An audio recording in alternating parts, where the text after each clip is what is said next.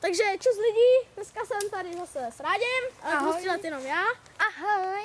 A budu střílet do té flaše. Už jsem se tam jednou trefila a to bylo jen tak jakože to, ale zase, že bych to mohl natočit. A ještě tam je rýha, Jo, je tam rýha. Hej, a to je velká kráva, ty. Jo. Trefa, ale tam byl zase jenom rýha. Bez tak to je rýha, se jdu podívat. Ne, vypal. Je to rýha. Jo, ale malinká rýčka. Ale trefil jsem se. Jo.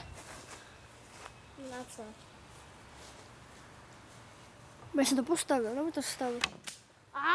Už to narovnat. No, já vezmu ty šípy. Jo. Bacha, dělej. Takže. Je dalšího roxíku. Karbon.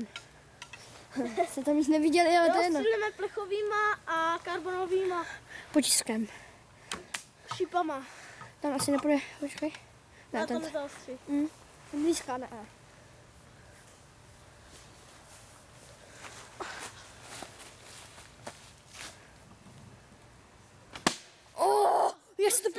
To se bude promáčklo. Takže první trefa.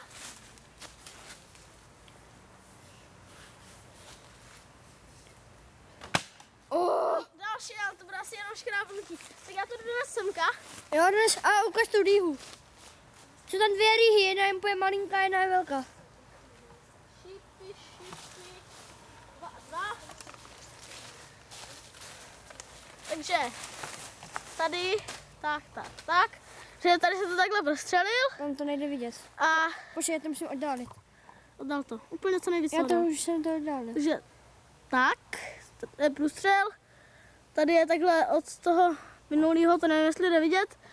A Ta rýha ještě. tady takhle prostě to nechápu, jak se to nemohlo, prostě je to úplně zdeformované těch šípů. A rýha je Udělej ten šíp. tady. Jo, jde to Tady? vidět. Jo. A ještě, Ta malinká úplně. To je... ještě tady. Jo, tady. Zaostřit.